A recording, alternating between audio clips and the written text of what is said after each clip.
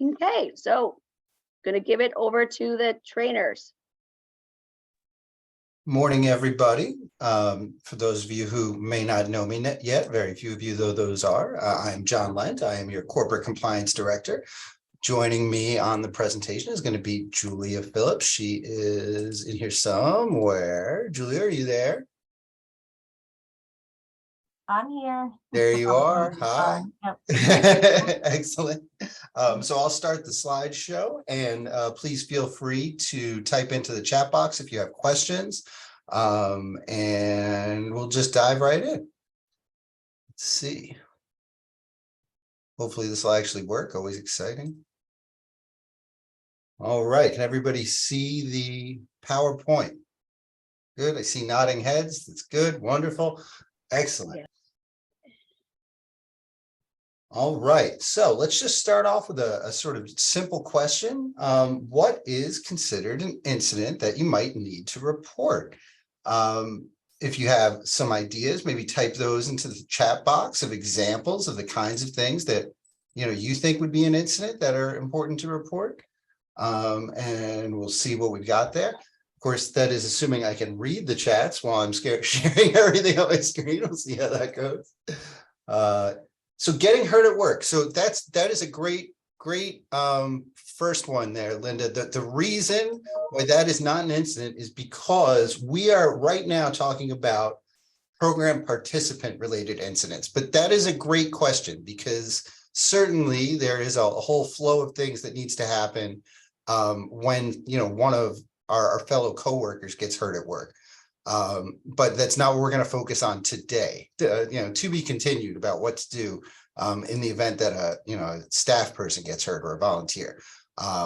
But other examples that I see in the chat box: death, suicide attempts, injury, abuse or neglect by a provider, abuse, suicide, anything that affects the health and safety of participants. That's a great answer. I love that, Rachel. Thank you. And drug overdose, that's one of our most common. Participant being threatened, misappropriation of funds, missing people, all potentially incidents. So I'm just going to move on to the next slide. An incident is any occurrence or allegation of abuse, neglect, or mistreatment of an individual with special needs. This includes any behavior, action, or inaction that violates an individual's rights or could potentially result in harm to the individual or others. So that's the Justice Center official definition, word for word from their guidance. And that applies pretty much to every program we have. They will all follow that same definition of what an incident is. So that does cover pretty much all of those things that we were talking about. So we'll take a look at some examples of that. Here are the different types of incidents that OMH and OPWDD talk about. And actually, let me stop using acronyms. The Office of Mental Health and the Office for People with Developmental Disabilities, just in case everybody, it's weird when you're only in one silo, you may not know all the acronyms. So I just want to make sure everybody knows what we're talking about. But they break it out into lots of different categories. So we have abuse, which is pretty straightforward, I imagine, for most people. So actions that result in harm, pretty straightforward. Neglect, failing to provide services that results in harm. Mistreatment, things like humiliation, degradation, emotional distress. Exploitation, using a client's property, their funds, their assets for your own gain. Environmental hazards, so those might be living, working, or service delivery hazards. So if we're talking about leaving somebody's home in terrible conditions, that might qualify as an environmental hazard that they would consider an incident. And again, unhealthy work conditions. If our program participants are being asked to work in incredibly unsafe environments, that might qualify as well. Those are more unusual, but they certainly do come up.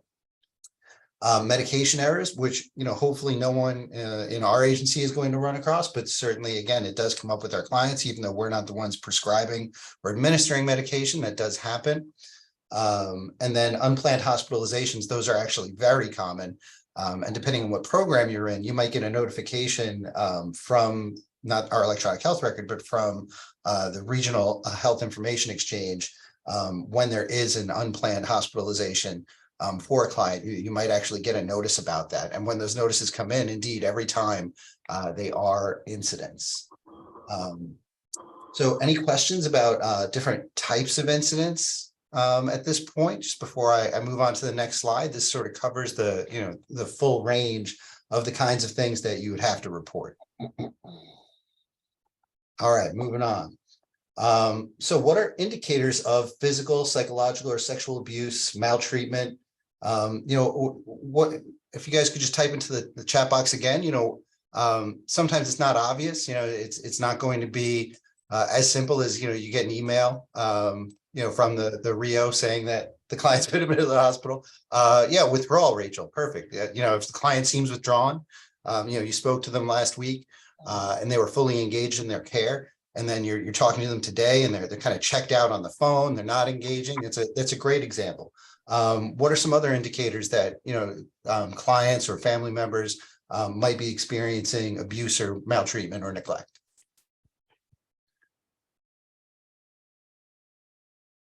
Physical signs, Rachel? Yes, awesome. Thank you. So that might be something like bruises, cut marks. Yeah, exactly, Jonathan. Bruises, things that that are difficult for them to explain. So if you see them wearing a scarf in the middle of summer, that might be an attempt to cover up abuse or neglect. Yeah, covering up with layers, exactly. Hypersexualized behavior, certainly. Stealing, hiding food, and those are particularly true when it comes to things like children. If you see younger children speaking in ways that are inappropriate for their age, it's a good sign that there might be an incident that we need to investigate further.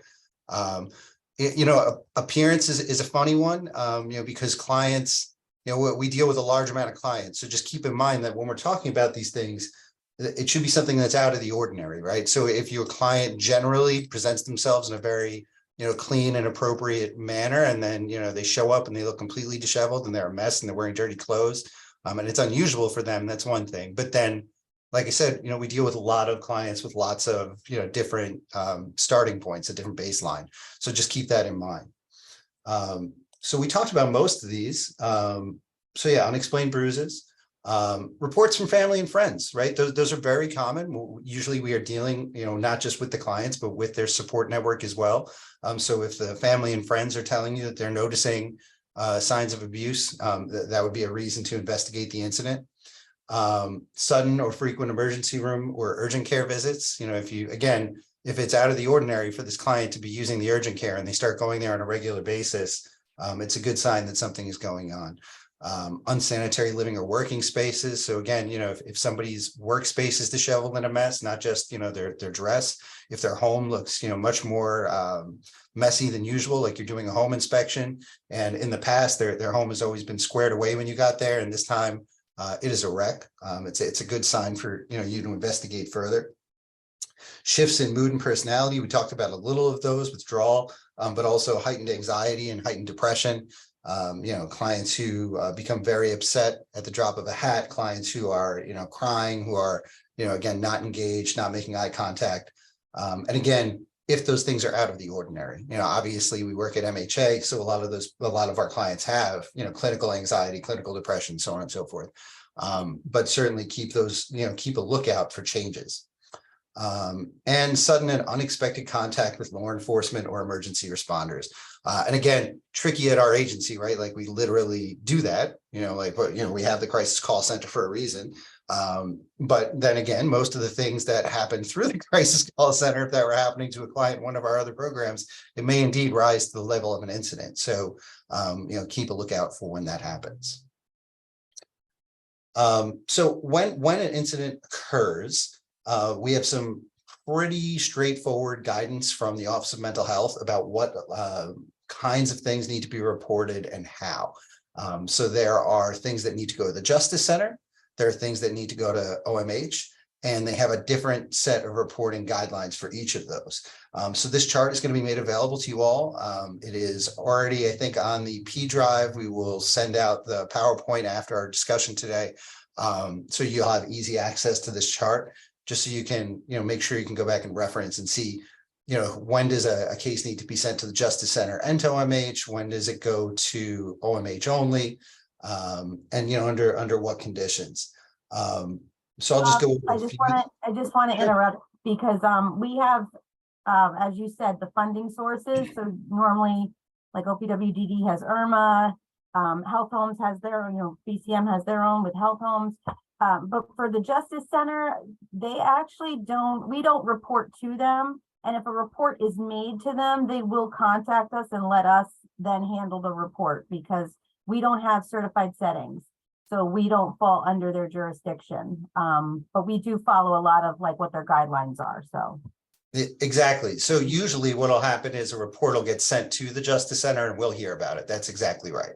But these are the same, these guidelines from OMH apply to any of our OMH funded programs. So abuse and neglect is again pretty straightforward, and they list the types of incidents that qualify as abuse and neglect as far as OMH is concerned. So again, sexual abuse, psychological abuse, physical abuse, and then they give you a more detailed definition of each of those things and talk about how to make the report to OMH, right? So those apply pretty much across the board, pretty straightforward. And then deaths are a little bit different. So those only matter in OMH licensed or operated inpatient units, residential programs, or CPEP. So our residential programs, client deaths certainly would have to be reported. But most of our programs are not, OMH licensed, right? Or directly operated. So whether we have to report to OMH varies based upon what program you're in. And then again, same thing, OMH licensed or operated outpatient programs doesn't really apply to us that much. Again, because it's just a licensure piece of that. And then in addition to, abuse, neglect, death, and OMH only deaths, which is, deaths of clients who are being served by an outpatient program, there are significant incidents, regardless of the harm done. So they have some really clear rules about what they consider a significant incident. And anytime they occur on program grounds or when the patient is under the care or supervision of a custodian, these are the things that are going to apply to us most often. So, for example, when a client becomes a victim of crime, when there's financial exploitation, when there's a fire, injuries happen to the client that are suspicious that we can't determine the cause of, missing patients, unauthorized restraints of clients, inappropriate use of timeouts is not generally going to occur to us. With us, we don't do that kind of work generally. Same thing with administration of medication. But suicide attempts happen fairly regularly. So even if the client is not, participating in a session with us, even if the suicide attempt doesn't happen, while we are on premises, we still have to report all of those suicide attempts. And those are the most common incidents that we see. And then everything else goes under wrongful conduct. So there you go. And again, the links are all here to report out.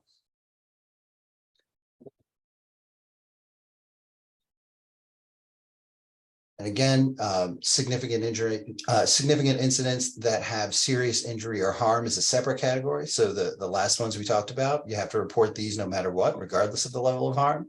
And then these, we only have to report when there is serious injury or harm involved. And serious injury or harm is defined here on the sheet, but I just want to remind everybody that we're talking about things that require interventions beyond first aid. So, if somebody gets a paper cut, that is not a serious injury or harm. That is just basic first aid. Anything that we could do with the first aid kit, basically, you don't need to report. However, anytime that we have to call in medical treatment, so if we bring a client to urgent care, if we have to call 911 and get an ambulance, anytime that it is more than basic first aid, those things have to be reported. So for example, if we were shopping with a group of clients, taking them, out to a public place to pick up their groceries for the week, for example, and they were to fall, we would have to report that. Or if they got into a fight with another client, we would have to report that, for example. Those are, again, some of the most common things that you're going to see. So, and again, only if it's serious injury or harm. So if somebody just slips and then they get back up and there was nothing wrong, then we are all right. But if they fall and we end up actually having to, call an ambulance to assist them. And finally, There are offsite incidents that are reportable only to OMH, and those are crimes in the community. When we're almost never going to use this AOT order, but generally that is for adults who we were not able to locate, and suicide attempts as well. And so that's just the background. What is an incident? What sort of things are expected to be reported to OMH and what aren't. But now we'll dive into the process, which is really the focus of this training. I want to make sure everybody understands the steps that you need to follow. Let me just take a step back and say, if something happens with a client and you're not sure if it is an incident or if it's reportable, even after this training, just reach out to Julia or I. We will guide you through that. I think the most important thing is you understanding when something might be an incident. What is enough to set off the alarm bells. Definitely we will share the chart just to answer that question in the chat. That chart is already in it's on the P drive, and it's in the incident reporting folder in forms. So when you go into P drive, and then you have to go into MHA files, and then there's policies, and then there's forms, and it's in the forms folder. But I think, John, you're going to share it somewhere else as well. Yeah, and I'm going to share the slide deck when we're done with everybody in attendance. I'll just reply all, so you'll all have access to it. It's no problem. But yes, now we're going to focus on the procedures. So these are really just the steps that you need to follow in order for us to investigate the incidents and make sure that we're taking the appropriate actions. And this applies to basically all of our programs, but you'll see that there's a slightly different report flow for the different programs potentially.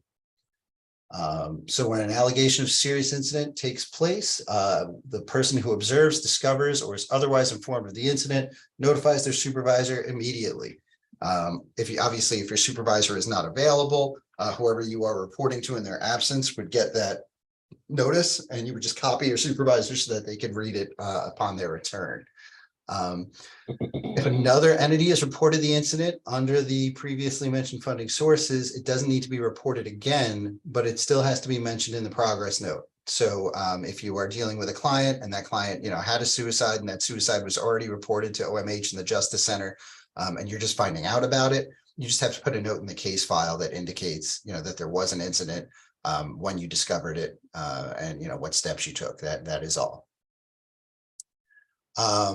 And then, so the next thing is that you have to ensure that the parties involved are protected from further action. So that's, obviously if somebody, just had a slip and fall on the ice, you want to get them off the ice, right? And make sure it doesn't happen again. Take whatever steps you can to make the area immediately around the problem safe. And of course, immediately provide medical attention to the extent that the client needs it. Don't worry about reporting and the flow of things until the immediate risks have been addressed, if that's the kind of incident that it was. I mean, obviously, if the client had a suicide attempt and has been admitted to an inpatient program of some kind, you don't have all of those immediate steps to take. But if it is something more like an accident or an assault, you want to make sure that everything is, safe with the client before you worry about the reporting process. Then the program manager or supervisor has to notify the director overseeing the program, and the director will determine, based on the program funding, if the incident requires an internal investigation. And then they will report that up to the incident review committee, as you'll see on the next slide. And if it doesn't rise to the level of reportable incident, then again, we would just put a progress note in the system that indicates what happened and why we felt that it was not that it didn't rise to the level of a reportable incident. And just as a reminder, whenever there is an incident, it's always going to be documented in the progress note. Yeah, and that's a great reminder for me to give every time we do a training on basically anything. Anytime you have contact with the client of any kind, you should be putting a progress note in that indicates what happened. And this is going to come up more and more as we are getting better at the more detailed chart reviews going forward.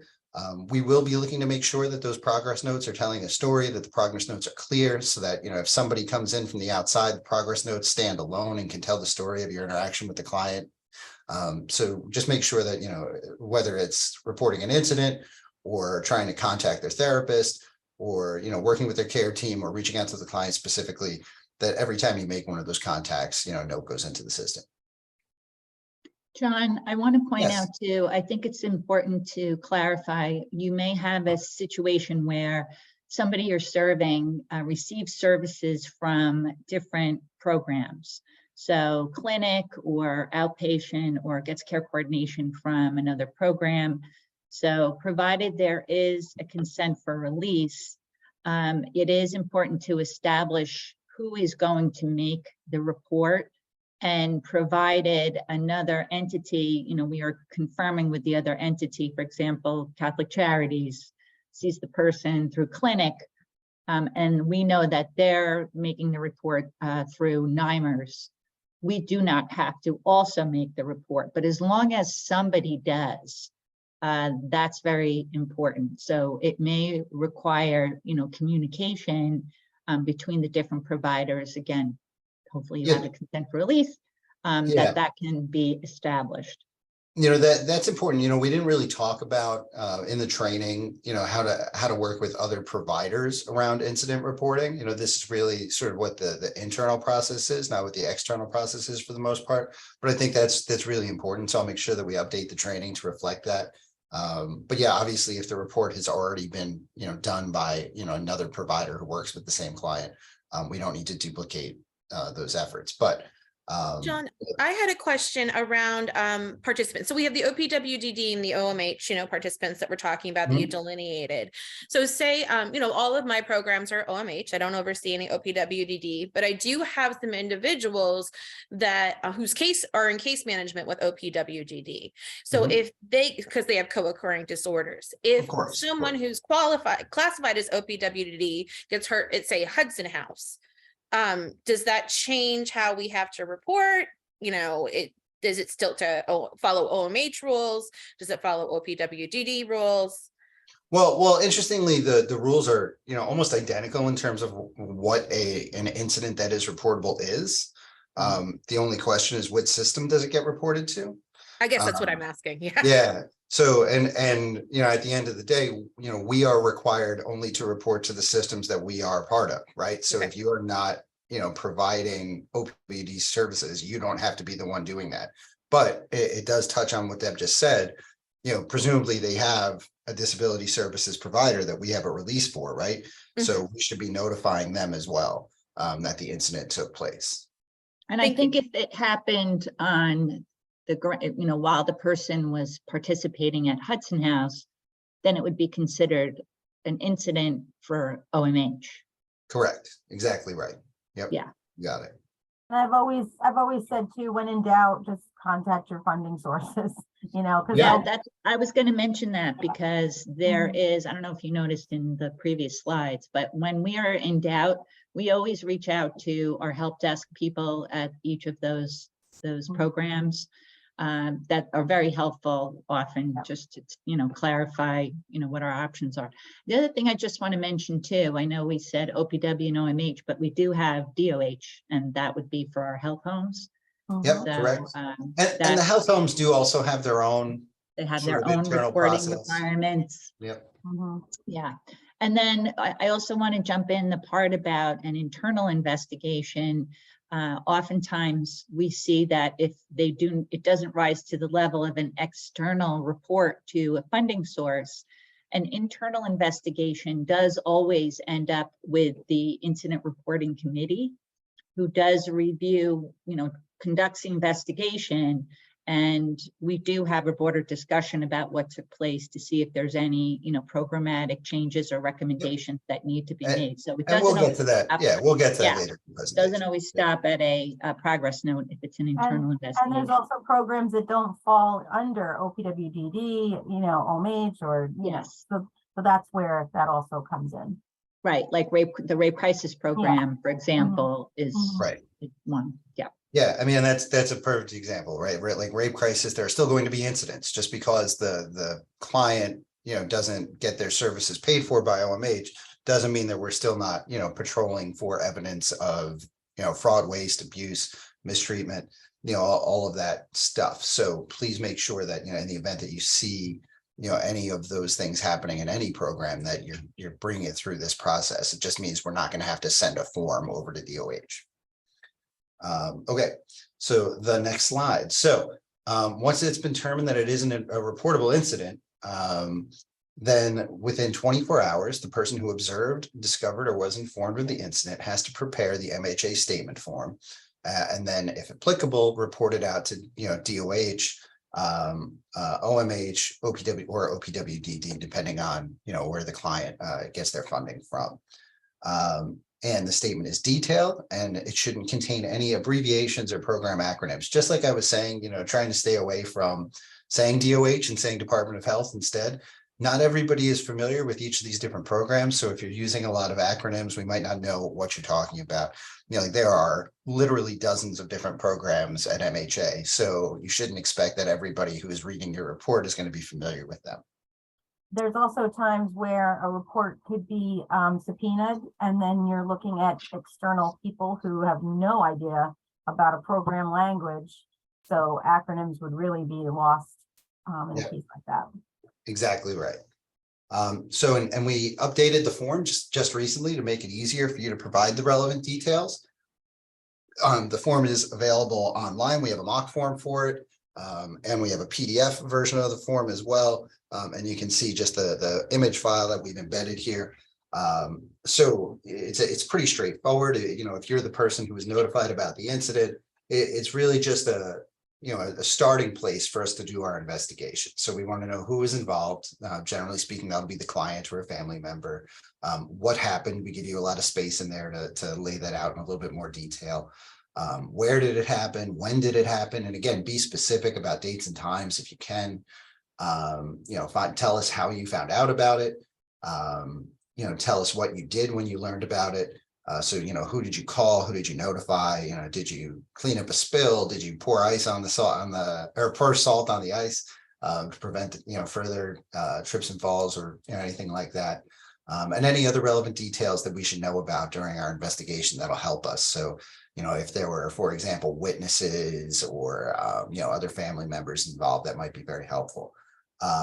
What could have been done to make the incident less likely to occur? Now, we don't expect that to be perfect, but if there are some obvious things that you need to let us know about. So for example, again, I'm just going to use it because it's so simple, salting the walk, right? Like that could have been done earlier and it wasn't, and then it led to a slip and fall. And then what are you going to do next with the client to address the problem? So often, the most common incidents we see are, overdoses and suicide attempts, right? So they might be things like referring the client to a drug treatment program. It might be something like, working with the client to make sure that they are talking to, their mental health provider to reduce the likelihood for suicide. It might be safety planning. There are many things that you might discuss with your supervisor about potential next steps to address the problem with the client. And then, and as you'll see momentarily, this form, gets sent out, and the committee is really going to look at not just, what happened with this particular client, but, is this a sign of a systems problem that we need to address? So we will get into that as we move forward. Okay, so then we have the incident tracking form that has to be completed, and all the staff on the form have to be notified, and you'll see what that looks like in a moment. That form is also now available on mock forms, I believe. Allison just got that done yesterday, so I'll make sure that we push out those links to you. And then you submit the documentation to basically what is the investigation team. And an MHA director has to review and approve the forms and initiates the investigation. And this is what the form looks like. Again, this is sort of the form fillable PDF version of it. But you'll see there are check boxes that sort of lay out whether it's an internal thing, like rape crisis, or whether it's an OMH program or PWDD, straightforward right at the top of the screen. And then it just collects basic information: who got hurt, what type of incident, the date it was reported, and who was notified. And there's the list of people that get notified, right there. So you just have to track, when you did each of those things. And then, of course, if you notified, any of those appropriate agencies at the bottom as applicable to that case. And then we try to make sure that you include whatever documentation you can. So statement forms, the all of these forms listed here can be found on the website as well. I mean, you basically just, do a Google search for Form 147 from OMH and it'll come right up if you have any difficulty finding it. And then, again, whether it's internal or reportable or progress note only, you would just check the box on here. And then you would provide the paperwork to the investigator. So all incidents go to Julia.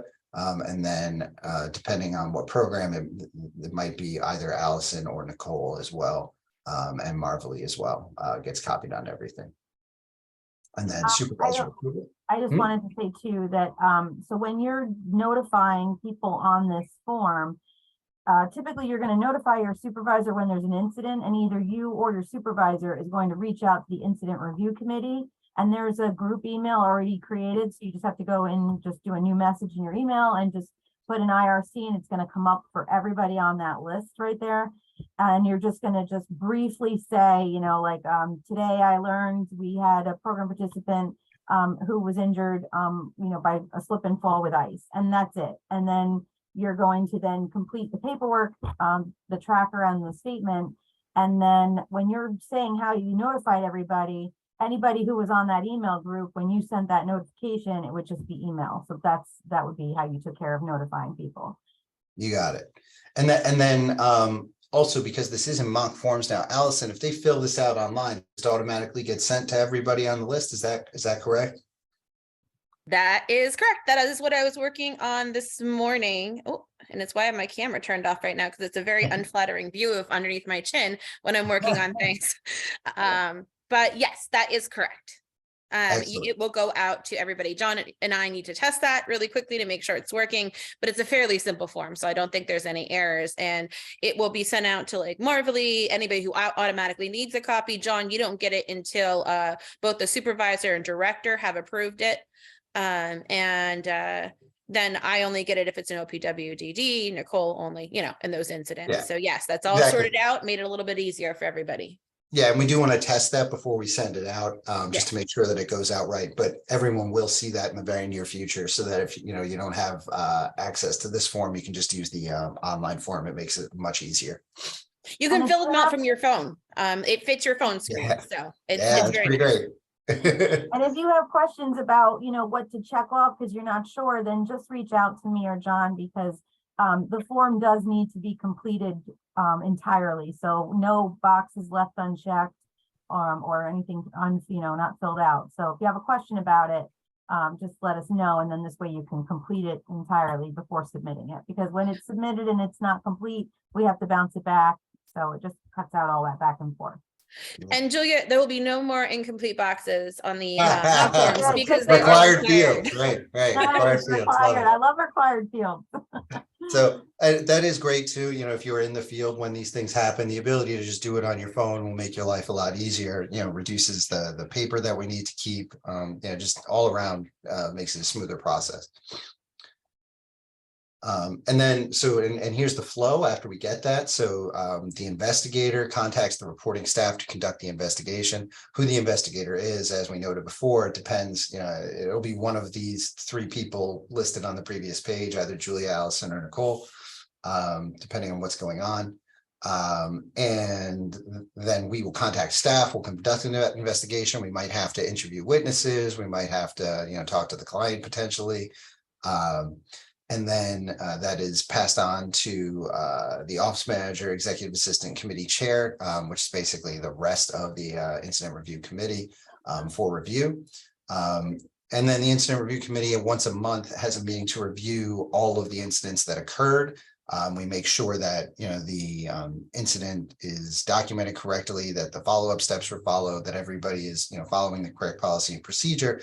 And then part of that is sort of closing the loop, right? So after we have seen what the plan is, we've seen the results of the investigation, we want to make sure that not only are we making the correct follow-up steps with this client, but if there is something larger and systemic going on, that we identify it and update our policies and procedures accordingly, and make sure that what we said we were going to do to assist the client, we actually followed through on. So there will be follow-up basically 30 days after the report goes out, to make sure that we're actually effective in making those changes going forward.